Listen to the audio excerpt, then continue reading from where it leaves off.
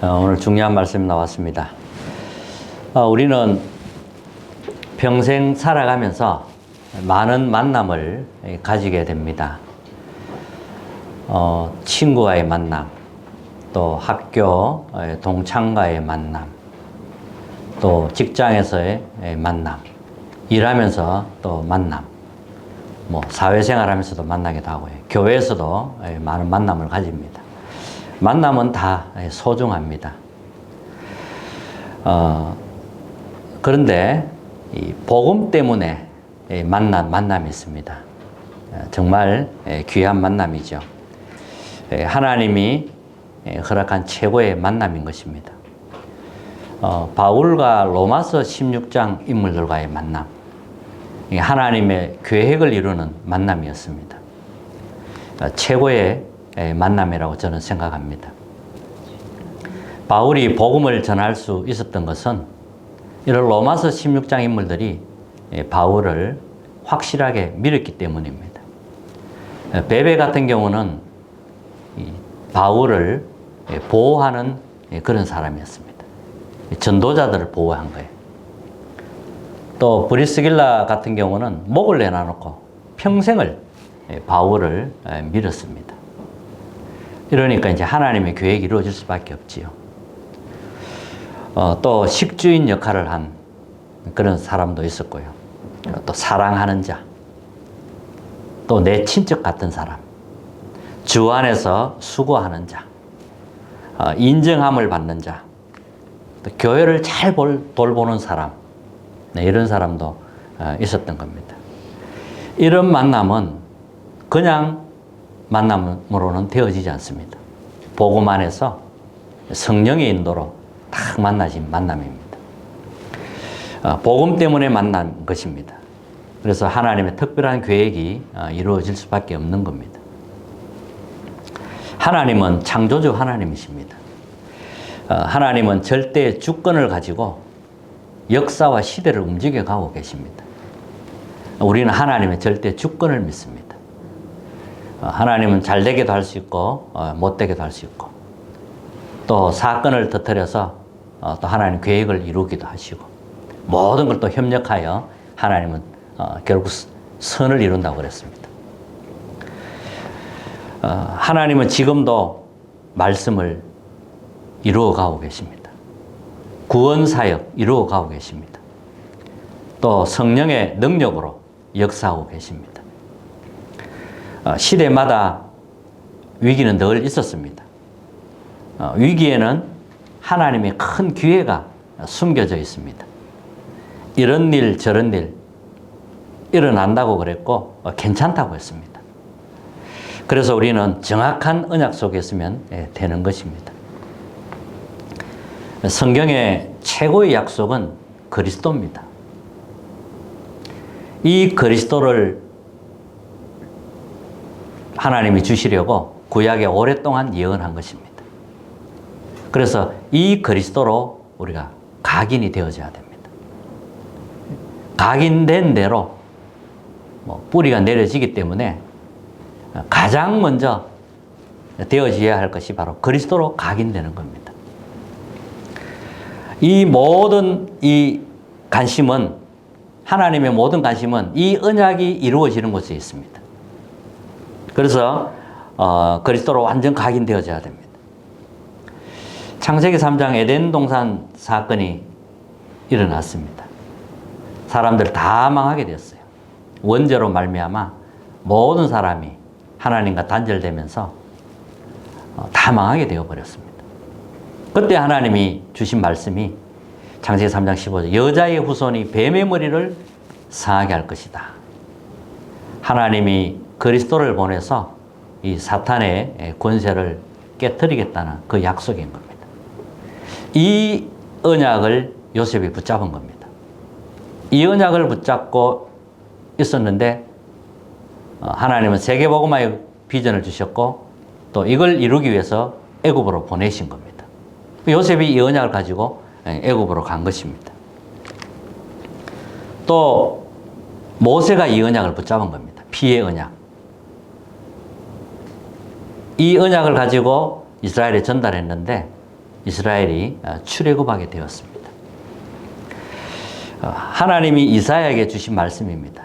처녀가 잉태하여 아들을 낳을 것이요 그의 이름을 임마누엘이라고 해라. 하나님은 이사야에게 이 언약을 주신 겁니다. 이 언약으로 각인된 사람을 통해서 하나님은 역사를 일으켰습니다. 다니엘 같은 사람들이 바벨론에서 하나님의 역사를 일으킬 수밖에 없었지요. 이 언약을 굳게 붙잡은 사람들입니다.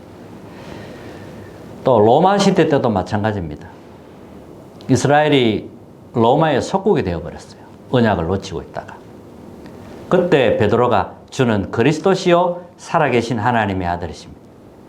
하나님의 최고의 관심, 하나님이 모든 걸 다 걸은 이 그리스도를 발견하고 고백한 겁니다. 하나님의 관심이 집중될 수밖에 없습니다. 구약에 예언된 그 주인공 그리스도를 고백한 겁니다. 그리스도로 우리가 각인될 때 흑암이 무너지고 결박이 되는 겁니다. 마귀가 가장 두려워하는 게 그리스도이거든요. 다른 것은 두려워하지 않습니다. 요한복음 1장 11절 12절에 보면 이 그리스도가 생명의 빛으로 오신 겁니다. 이 그리스도를 영접하는 자 그랬어요. 그 이름을 믿는 자들에게는 하나님의 자녀가 되는 권세를 주셨다 그랬습니다. 굉장한 하나님의 자녀가 되는 권세를 말합니다. 굉장한 축복이거든요. 자, 이렇게 그리스도로 우리가 완전 각인이 되어져야 됩니다. 그러면 그리스도께서 주신 것, 그것으로 뿌리 내릴 수가 있는 겁니다.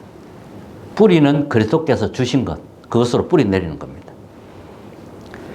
하나님이 우리를 부르신 것은 구원하기 위하여 불렀습니다. 또 전도도 하며 이 흑암 권세를 끊기 위하여 우리를 불렀다 그랬거든요. 그래서 보좌의 망대로 이렇게 딱 뿌리가 내려져야 됩니다.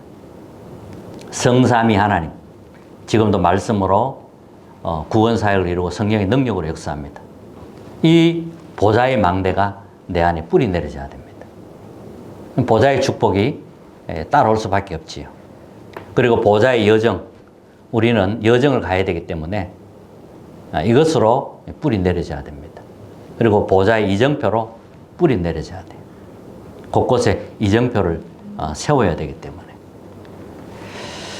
그리고 그리스도께서 약속하신 것, 이것이 우리의 체질이 되어야 됩니다.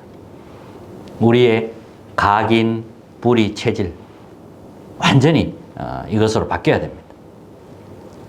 예수님께서 오셔서 요한복음 19장 30절에 보면 다 이루었다 말씀하셨습니다. 구약의 언약을 완전히 성취시켰고요. 율법을 완성하신 겁니다. 모든 우리를 죄에서 용서하시고 하나님 자녀되게 하신 겁니다. 흑암 권세를 깨트려 버린 겁니다. 이 언약을 가지고 있으니까 이제 하나님 나라가 임하는 거죠. 하나님의 나라의 일이 이루어지는 겁니다. 이거는 영원한 약속이거든요. 이 언약을 가진 사람들이 마가다락방에 모였는데 성령이 거기에 마가다락방에 역사할 수밖에 없었던 겁니다. 그러니까 이제 이 복음이 예루살렘, 유다로 계속 이렇게 퍼져나가는 겁니다. 이것으로 체질이 되어야 됩니다. 정말 중요하고 모든 것이라 할 수 있습니다. 그리스도로 각인, 그리스도께서 주신 것으로 뿌리, 그리고 약속하신 것으로 우리의 체질이 되면 되겠습니다. 오늘 첫 번째는 이 그리스도를 만난 바울의 고백입니다. 사도행전 9장에 보면 바울이 회심하고 돌아오는 내용이 나옵니다. 그전에는 예수 믿는 사람을 잡아 가두는 사람이었습니다. 교회를 엄청 핍박했습니다. 자, 이런 바울이 다메섹도상에 가다가 그리스도를 만난 겁니다. 부활하신 그리스도를 만난 겁니다. 그 영광의 빛 앞에 바울이 완전히 무릎을 꿇은 겁니다. 이때부터 이제 바울이 변화가 되기 시작한 겁니다. 전도자로 바뀌어버린 겁니다. 핍박자가 전도자가 되어버린 겁니다. 그러면서 이제 바울이 부름받은 이유를 알게 되죠. 뭐 천명, 소명, 사명을 발견하게 됩니다. 이스라엘과 임금들과 이방인을 위하여 택한 나의 그릇이다. 이렇게 이야기를 했거든요. 바울이 이제 이 언약을 확실하게 붙잡게 되는 겁니다. 그러고 나서 좀 시간이 흘러서 사도행전 13장 1절 4절에 보면 이제 선교사로 파송받게 됩니다. 첫 선교사로. 지구상 처음으로 있는 일입니다. 성령 인도로 딱 바울팀이 구성되었습니다. 바울팀이 가는 곳마다 하나님이 역사할 수밖에 없었던 거지요. 자, 이런 바울이 빌립보 3장에 이런 고백을 합니다. 그리스도가 최고의 나의 지식이다. 이렇게 나와요. 그리스도 아는 것이 최고의 지식이다. 가장 고상한 거다. 이렇게 고백을 합니다. 바울은 많은 공부를 한 사람입니다. 그런데 그리스도를 위하여 모든 것을 배설물로 여긴다. 이렇게 나왔습니다. 그리스도께 잡힌 바 된 것, 그거 잡으려고 달려간다. 땅의 것이 아니고, 땅의 나의 목표가 아니고, 그리스도께 잡힌 바 된 것, 그걸 위하여 달려간다. 이렇게 나왔어요. 땅의 것이 아니고, 위에서 부르신 부름의 상급을 위하여 달려가노라. 바뀐 겁니다. 완전히 체질이 바뀐 거예요, 이게. 각인뿌리 체질이. 우리의 시민권은 하늘에 있다 그랬습니다. 그때는 로마 시민권이 대단했거든요. 근데 바울은 우리의 시민권은 하늘에 있다 그랬습니다. 하늘 시민권, 천국 시민권을 우리가 가지고 있는 겁니다. 로마 시민권보다 더 좋은 하늘의 시민권, 천국의 시민권을 우리가 가지고 있는 겁니다. 그리고 로마서 1장 16절, 17절에 보면 바울은 엄청난 핍박과 고난을 받습니다. 이게 전부 복음 때문에 고난을 받았지요. 근데 이 바울은 내가 복음을 부끄러워하지 않는다. 이렇게 고백을 합니다. 이 복음은 모든 믿는 자에게 구원을 주시는 하나님의 능력이라고 했습니다. 오직 의인은 믿음으로 말미암아 살리라. 이렇게 고백을 합니다. 오직 복음을 붙잡은 겁니다. 유일성 복음을 붙잡은 겁니다. 재창조의 복음을 이 바울이 붙잡은 겁니다. 그래서 골로새서 2장 3절에 보면 그 안에는 모든 지혜, 지식, 보화가 감춰져 있다 그랬습니다. 그리스도 안에 모든 것이 있다고 고백을 하는 겁니다. 그리고 나서 골로새서 2장 9절에 이런 말씀이 있죠. 누가 철학과 헛된 속임수로 너희를 사로잡을까 주의하라 그랬습니다. 철학은 헛된 속임수라고 나왔습니다. 어떤 이 철학을 전공한 목사님이 계세요. 철학에 대해서 너무 정통하신 분이라. 철학에 대해 공부를 많이 하신 분이라. 그래서 제가 차를 타고 자주 이렇게 같이 갑니다. 가면은 철학에 대해서 좀 이야기를 좀 해달라고 합니다. 그러면 철학에 대해서 뭐 근원부터 시작부터 해서 그 흐름까지 사람 누구 하나까지 모든 이 사상들을 쫙 꿰뚫고 계세요. 막 이야기를 막 해주세요. 그러고 나서 이런 이야기를 하시더라고요. 철학의 결론. 공부를 해보니까 철학의 결론. 답이 없다. 꼬로 그리스도가 답이다. 이렇게 결론을 딱 내리더라고요. 제가 얼마나 은혜가 되든지 다른 건 답이 될 수가 없어요. 사람을 살리고 우리의 모든 걸 회복할 수 있는 것은 복음밖에 없습니다. 하나님과의 관계 회복하는 것은 복음밖에 없습니다. 그래서 두 번째로 회복할 것입니다. 무엇을 회복할 거냐 하는 거죠. 그리스도 안에서 참된 근원 회복입니다. 15절에 보면 그는 보이지 않는 하나님의 형상이요 모든 피조물보다 먼저 나신 이시니 그리스도는 하나님이시다 그랬습니다. 우리가 믿는 그리스도는 모든 피조물 위에 있는 어뜸이시군 바로 하나님이십니다. 우리가 믿는 그리스도는 바로 하나님을 믿는 거예요. 우리가 이게 근원 회복입니다. 또 10절에는 뭐라고 했냐면 그리스도를 통해서 하나님을 알고 하나님의 뜻을 알게 된다 이렇게 이야기를 합니다. 말씀했습니다. 11절에는 그의 영광의 힘을 따라 모든 능력으로 능하게 하시며 기쁨으로 모든 견딤과 오래 참음에 이르게 하시고 참된 근원 회복, 우리의 근원을 회복해야 됩니다. 그리스도로만 회복이 됩니다. 그리스도 안에서 참된 인간 회복입니다. 12절에 보면 빛 가운데서 성도의 기업이 되게 하기 위하여 부르셨다 그랬습니다. 성도의 기업이 되기 위하여 부르렀다 그랬고요. 13절에는 흑암의 권세에서 건져내사 그의 사랑의 아들의 나라로 옮기셨으니 그의 사랑의 아들로 옮기셨다 그랬습니다. 우리의 신분이 바뀌어버린 겁니다. 그 아들 안에서 우리가 속량 곧 제사함을 얻느니라. 그리스도 안에 있으면 우리가 안에서 이제 속량 곧 제사함을 얻었도다 그랬고요. 그리고 그리스도 안에서 참된 경제 회복입니다. 그리스도 안에 참된 경제가 있어요. 빛의 경제, 성교 경제, 렘넌트 경제. 그리스도 안에서 회복이 되는 겁니다. 그리스도는 영원 전부터 있었던 이 흑암의 권세를 끝내는 이름입니다. 아들의 나라로 옮겨버렸어요. 믿으셔야 돼요. 이게 사실인데 내 생각은 거기 안 있는 거예요. 이게 사실이고 사실을 믿어야 되는데. 그리고 17절에 보니까 그가 만물보다 먼저 계시고 만물이 그 안에 함께 섰느니라. 만물이 함께 섰다 그랬어요.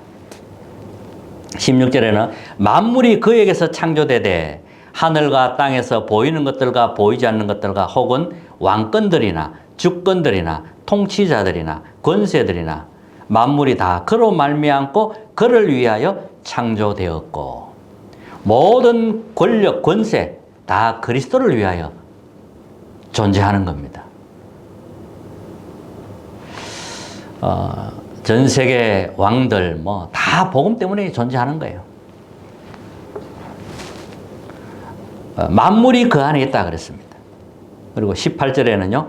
그는 몸인 교회의 머리시라. 그리스도는 교회의 머리입니다. 그가 근본이시요. 근본을 놓치면 안 되겠죠. 그리스도가 근본이시요. 죽은 자들 가운데서 먼저 나신 이시니 이는 친히 만물의 어뜸이 되게 하려 함이요. 그리스도께서 십자가에서 다 이루시고 죽음에서 끝난 게 아니고 부활하신 겁니다. 만물의 어뜸이 된 것입니다. 그리고 19절에는 그리스도께서는 모든 충만으로 예수 안에 거하게 하시고 이걸 회복해야 됩니다. 그리고 세 번째는 그리스도 안에서 우리는 이제 300%의 준비입니다. 계속 기도하셔야 됩니다. 300%가 준비될 때까지. 나에 대한 전문성 기도하셔야 됩니다. 현장에 대한 전문성, 시스템에 대한 전문성, 이 300%가 딱 준비되어져야 됩니다. 계속 기도하셔야 돼요. 그리고 기도에 대한 전문성, 기도에 대해서도 300%입니다. 망대, 여정, 이정표 누리는 기도 계속 하셔야 됩니다. 그리고 학업에 대한 또 300%. 이게 좀 어렵게 들릴 수도 있지만 계속 기도하면 점점 나의 것이 되어지는 시간표가 오는 거죠. 우리가 하는 일이 뭐 공부든 뭐 어떤 일이든 그게 237, 5천 종족하고 맞아야 된다는 거죠. 렘넌트와 맞아야 되는 겁니다. 그래서 300% 준비가 되는 거죠. 결론입니다. 예수 그리스도 이름으로 이제 기도하시면 됩니다. 우리는 하나님 자녀입니다. 예수 그리스도의 그 이름을 가지고 기도하는 겁니다. 요한복음 14장 14절 내 이름으로 무엇이든지 네가 구하면 내게 구하면 내가 행하리라 그랬습니다. 예수님이 하신 말씀이에요. 내 이름으로 기도해라. 무엇이든지 내게 구하면 내가 행하리라. 또 요한복음 15장 7절에 너희가 내 안에 거하고 내 말이 너희 안에 거하면 무엇이든지 원하는 대로 구하라. 그리하면 이루리라.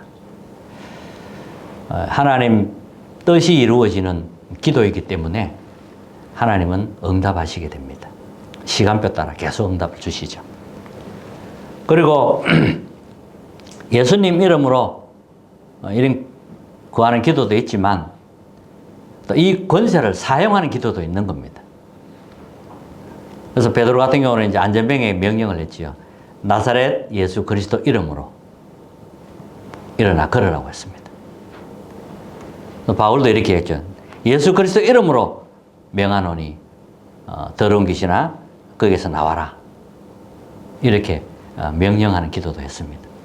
그랬더니 귀신이 떠나가는 일이 일어났죠. 우리가 이 부르는 이름은 만물이 복종하는 이름입니다. 이 그리스도 이름을 가지고 기도하는 겁니다. 계속 기도하셔야 됩니다.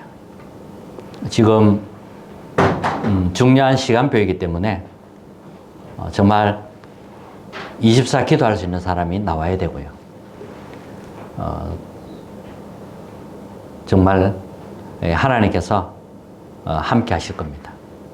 하나님의 최고의 계획이 이루어질 것입니다. 승리하는 한 주간 되시기를 주님 이름으로 축복합니다. 찬송가 288장입니다.